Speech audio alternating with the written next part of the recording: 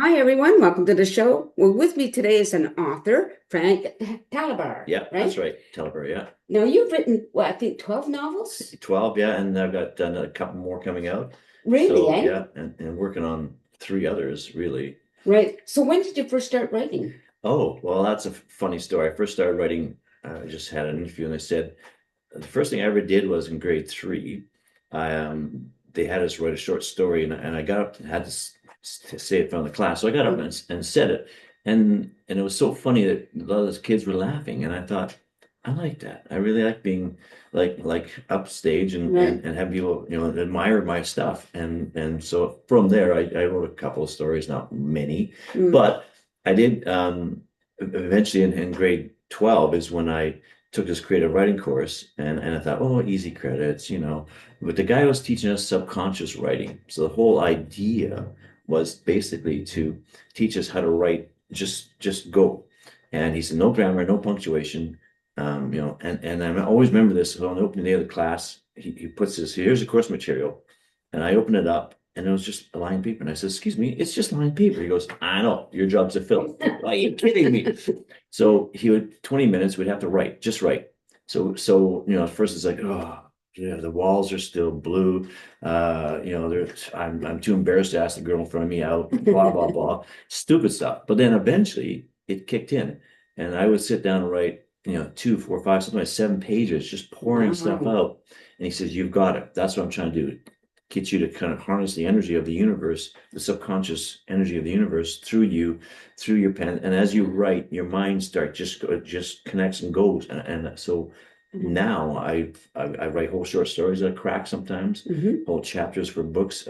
It's just when I start going, Yeah. I just start pounding it out, and it's Wow. hard to stop. In fact, I was just doing a chapter for this new book I'm working on, um, which has got me related to Vancouver's. There's a historic oldest unsolved murder in Vancouver called Babes of the Woods. Okay. And just 3 years ago, they discovered who these two boys were. And so I'm weaving that into my newest novel. So Oh, I okay. All just right. I do lots of research and I love research. So I Right. love You have to just love research in order to back that exactly. book, right? Yeah. So when did you get your first novel published? Oh, about 2008, I And think. what was it? Which one was So it? that was Raven Cement, which I have brought a copy here, which is this one here, so people can see it. Okay. So it was originally titled something else, but I entered it. So here's another funny story. So I entered it in the chapters writing contest in 2000, and what happened was that you had to have the novel done by the end of the month if you got accepted. And I wasn't working at the time, and I thought, okay, that's fine. So on January 10th, they phoned me. Actually, I wasn't working, so I get two phone calls that afternoon. One is from the place I applied for, and they said, "You're hired. We need you tomorrow." I'm like, okay, great, great. And then the second one, about half an hour later, was from that contest, and they said, Oh, "You're entered. Now you need to make the finals." So at the time, I only had 8,000 words written right. and you got to put like 50,000 for a novel. So it's like, oh man, now I'm behind the eight ball. So I like I said, so I learned to just pound it all out. I had a friend who was an editor, so she helped me. I would send her my stuff by email. She'd edit it, bring it back to me. So by the end of the month, I made it. I made 50 some thousand words, Right. and I didn't get past that, but they still awarded me something like 48 out of 50 points, saying Hmm. it doesn't quite sound like a finished book yet. Well, yeah, I was just pounding this thing out, Right. but the plot, the outline was awesome. I said, "Oh, thank you." So, Oh, very cool. Yeah. so So what is well, sorry, what is Raven's Lament about? so it is about the true story. Some of you may have heard about the cutting down the golden spruce tree. So Mm, about 35 years ago, up in Haida, a guy in protest of logging of all things cut down his rare tree. And as far as I understand, there's only 6 of these ever been found in BC so far. okay. So this was in a park. The guy cut it down. It was 200 or 300 years old. So the Haida believe it's sacred because they believe that there's a prince trapped inside a tree and the leaves will turn golden sorrel for this prince. So in my book, the tree gets cut down. The prince has been released. He's now evolving to an earth spirit because he's been in this tree for like Right. 300 years. His next sort of step of evolution, Right. Yeah. and he uh, he the reason though he's trapped there though also is released, which is Raven. So Raven, the big woo-woo creator god dude, Right. wakes up, looks at the world the way it's now, and goes, "Man, this place sucks. What happened to my people? What are these Yeah. weird metal animals I don't recognize?" Right. And then so a reporter comes to investigate the story. He meets a lady there, and they fall in love with each other. And the two with her uncle Charlie, who's a shaman, end up battling Raven Yeah. to stop him from changing the world back to the way it was. Oh, wow. Yeah, and many of the people who read the book said the scenes with the prince traveling through the earth and the trees and the spirits, they're outstanding. They're just mind blowing. Right. And I said thank you.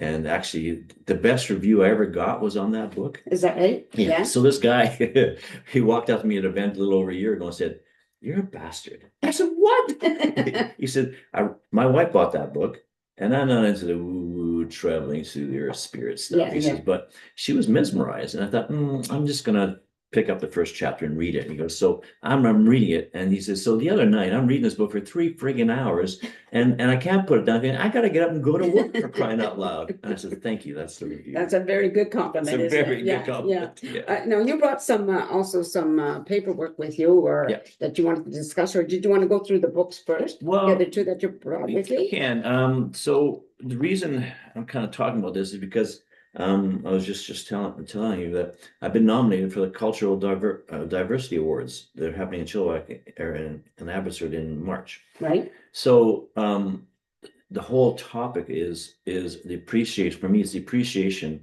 of other cultures, especially the First Nations cultures. Yeah. And this because there's so many. So back in before a lot of our culture came over and kind of wiped them out, and they all died because of diseases, because they had no immunity to any of our diseases. So they just died by thousands, Right. unfortunately.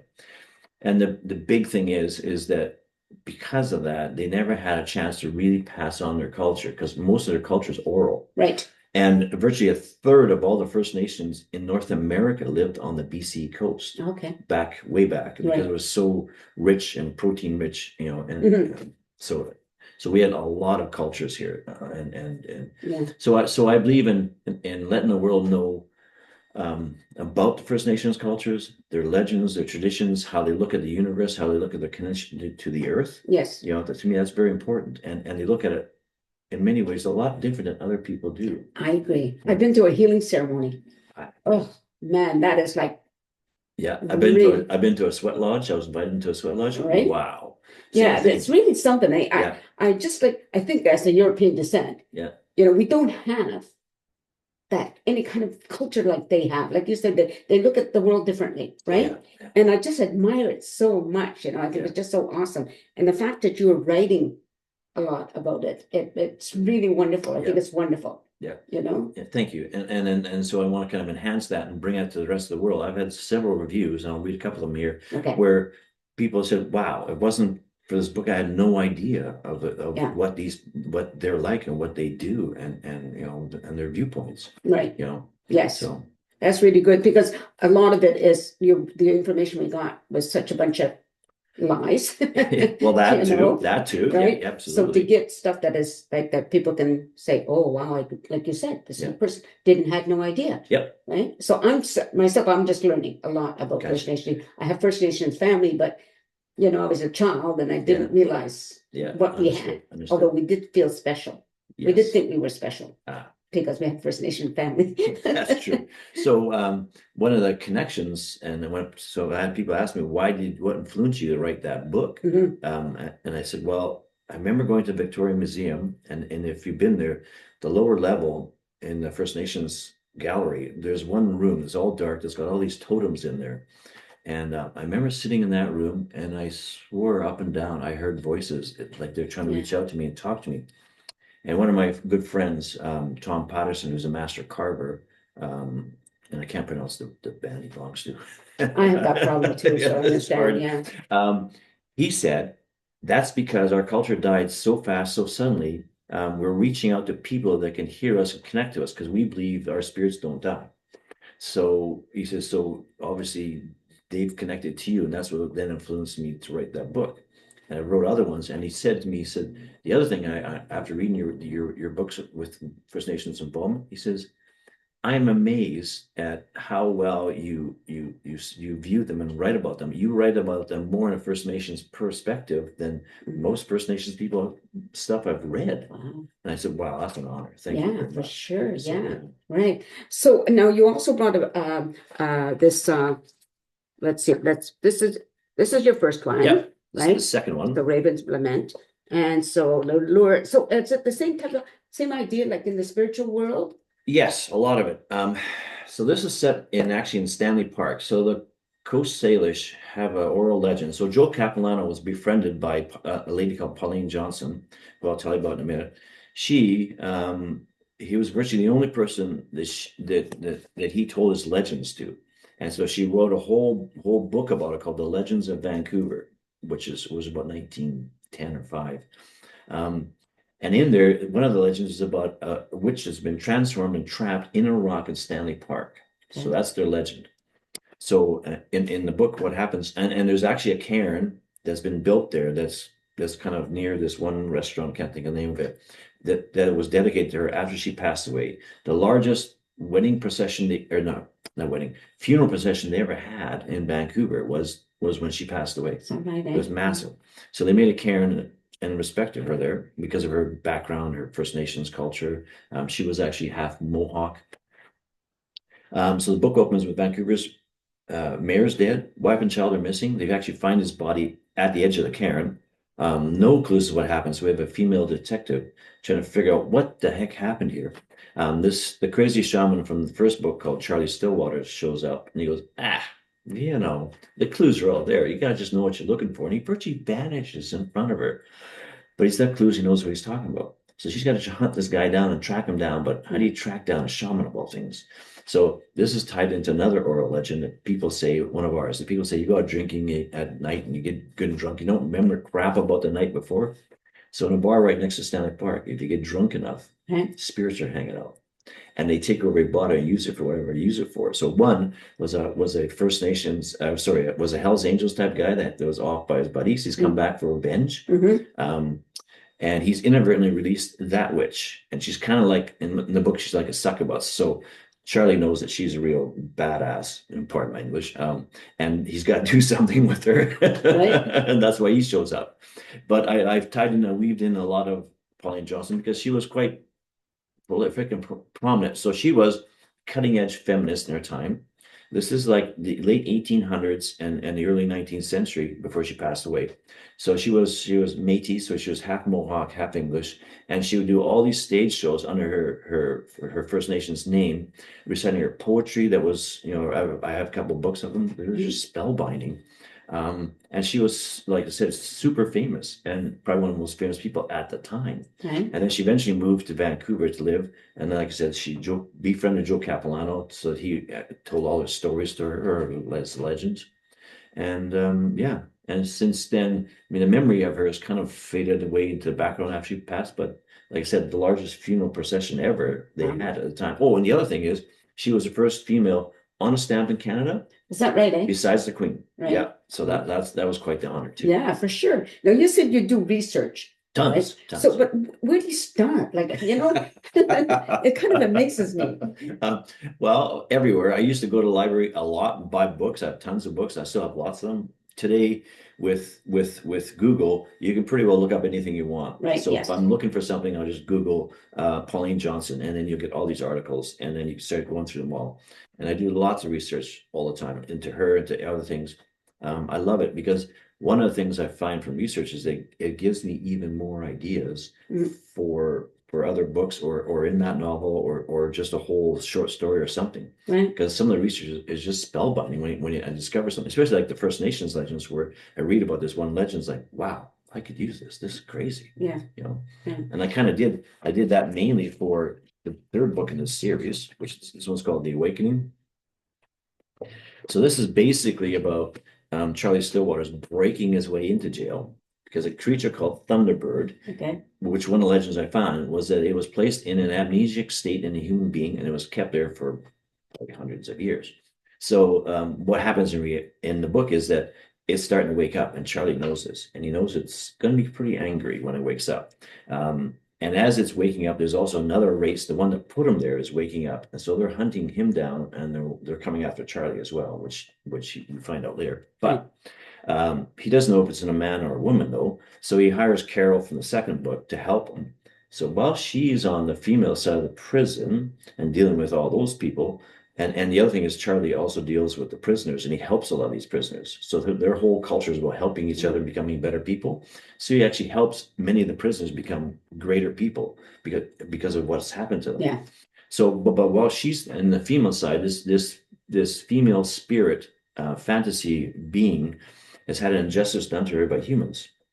And when she knows Carol's what she calls a justifier, she gets justice. So she abducts Carol and hopes she can find justice for what happened to her family because she can't go into anything unnatural. She can only be in the natural world. Okay. So anything human made is considered unnatural. So she can't go into any of that. So she needs Carol to get justice for what happened to her family. We're just thinking about how do you remember all this stuff, you know? Well, I do a lot of events, so I kind of repeat most of this, but not always. But it's it's fascinating.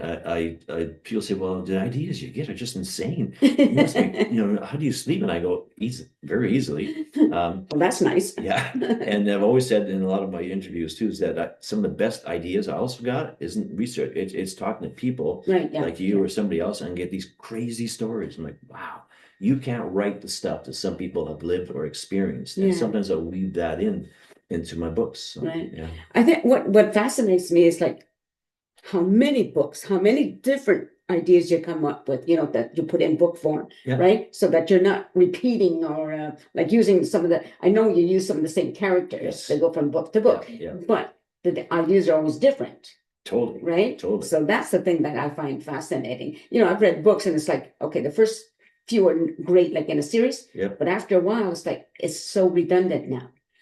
Yes, yes. My wife likes Amish Macbeth and that whole series. I can't remember the author's name. And she says a lot of this, there's like 15, 20 books, but she says a lot of them are very repetitive. Very good writing, but she says it's nothing really new or different. Whereas I always like to take it to the edge of the unknown, and then kick the reader off the edge, basically. For sure. Now, you said you've got a couple books you're going to be working on or going to be? Well, I'm in the middle of actually. One is called is a female sword and sorcery book because I was always Robert E. Howard, which the guy that invented Conan and a bunch of other sword and sorcery heroes.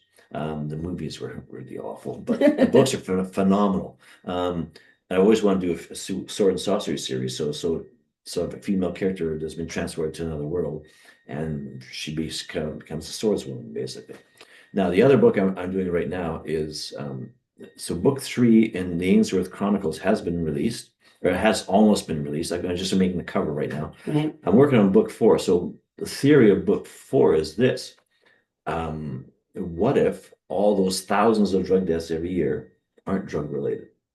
So Carol soon discovers that there's a serial killer that's going out and hunting down women and making it look like drug deaths. Right. So I weave that in.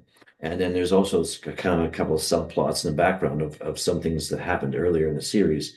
And they're trying to, her sidekick in this series is called Agnes Van Lunt. So she calls herself Mystique. She's an older lady that's a psychic. And she has her stage show. She calls herself Mystique. And she has a crystal skull that she can use to read people's minds, which drives Carol absolutely insane. And so she can also time travel. So if people don't know, Victoria is one of the most haunted cities in North America. I didn't know that. Oh, yeah, do the research. I did like dozens and dozens of ghost stories, and there's lots of reasons. I'll say a couple of them if you want. But so she comes to help Carol with this one. And in Victoria, there's another thing that people don't realize, they call a time vortex. And Agnes can travel the time vortex back and forth in time. I found that out. So again, from the research, I found this out. I'm like, oh, this is a great idea. So now I can use this too. Right. It's just lunacy, some of the stuff that we find. Now, I know you're not originally from BC. No. But most of your books related to places in BC? Yes, they are. I moved here about 25 years ago because it was just kind of the time I started to getting more heavily into writing.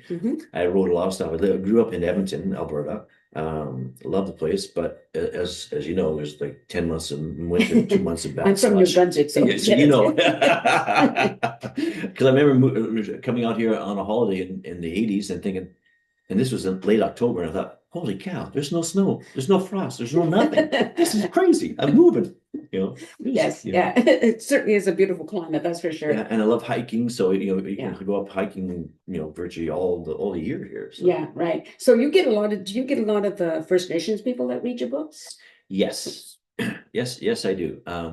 I have actually one of the other most profound reviews I got. So Tom Patterson, the Carvers, left me a couple of reviews, and actually I'll read one of them that he did.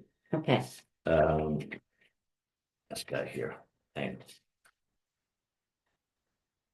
He says, I realize Frank not only has a great sense of time and history, but he has captured our First Nations humor and more. There are many true aspects to First Nations beliefs, i.e., the transformation of animals and other anomalies are within our realm. His writing is clear and concise, leaving no gray areas when going from real to surreal and the supernatural. And That's nice to yeah, get it's that. nice. Yeah. And I had another one, and you talk about research. So I had a guy show up where I was working, and he had read Raven Cement, and he's from Haida. He says, so because I said to many people, if I put you on a street corner or a scene in Stanley Park, Victoria, Vancouver, Haida, everything's there. I make sure it's real. So if you've been there, you know. So he said to me, so that corner in Haida with the pub and the second floor of the pub is exactly how you say it is. How much time have you spent there? I said, actually, I haven't gone up there yet. He said, what? Yeah. He says, wow. He said, I could visualize everything. And maybe he'll said that to me in my other books too. Like I can see, I've been to that street corner. I know the building. I know everything. I can see it. And I said, that's the other thing. And I got this from this Western writer, Louis Lemire. I'm not. I'll write every genre but westerns because I'm not a big fan of riding horses. But he said my friend was a huge fan of this guy when I was young, and in the back of his book, one of his books, he said, "If I put you on a street corner in 1862, that corner, that creek, that pub, that building, that town were there at that time." And I thought, oh, I really like that. So when I started getting into books, I thought I want to try to be as accurate as possible. So if it's a real location, I try to make sure it's there so that. And many people said, like the opening scene in The Lure, where they're in Stanley Park. I've been where that restaurant is, and honest to God, I can see, hear, smell everything around me. Yeah. It's like I'm actually there with him. There's something really good about reading a book about a location where you've lived or know a lot about. Yes. Right. Yes. And think, oh yeah, I get what the author is talking about saying. It does feel really good. Like I don't know a lot of the things you're talking about because I'm not from here originally, but it's like I can imagine the people that do live here, when they're reading their book, and it's like I can relate to that. Yeah. And that's really great as a reader. Yes, it is. It is. And like I said, I had many readers and many other, First Nations people coming to me, and many people have said, this one lady said to me, one of her reviews, and this came out of nowhere. She said, your book has come at the right time for me. My spiritual quest has led me to the belief that we are all share the energy of everyone and everything, and the myths of the First Nations people ring with this belief.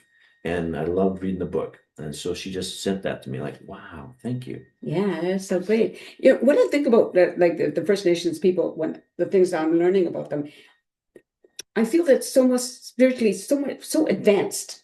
They were in many ways, I think, way more than us. They had their shamans, which are like their mystics.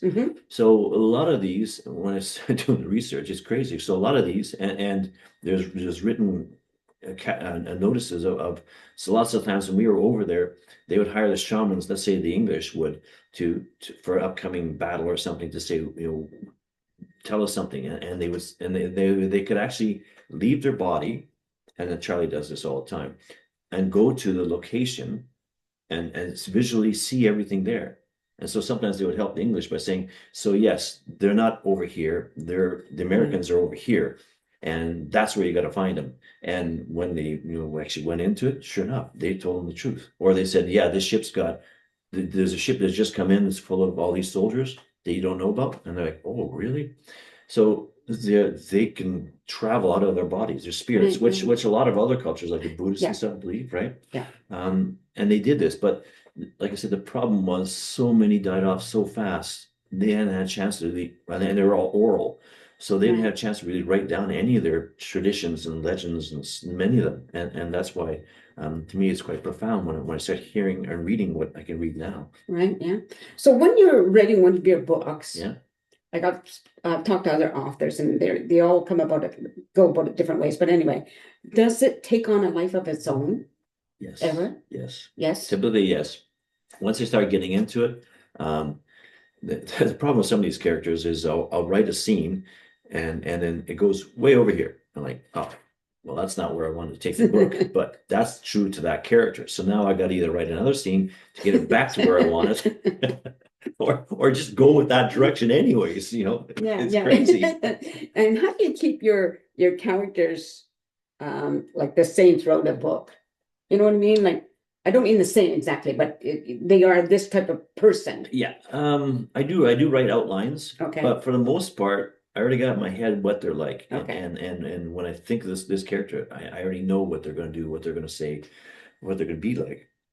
So I don't really mix up with other characters for myself. Right. Okay. That's really interesting. I just find it fascinating, like I've known again, some authors are very disciplined.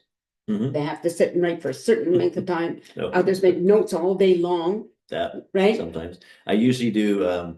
Most of the time, I'll be taking notes, but usually just before I go to bed, typically, because they say when you're waking up, you're coming out of what they call the beta state, the Right. sleep world, and when you're going to bed, the last hour, you're going into it. So quite often, if I've got an idea, I'll take pen and paper with me, and I will, as I'm laying in bed, I'll start pounding stuff out. And then when I get up, then I'll usually, and I was doing that, this actually this morning, I was just writing stuff out, but then I had to come here. So about what I wrote the night before and just go with it. Not always, sometimes there's weeks where I don't write anything. But once I get into something, I can usually pound out stuff very fast.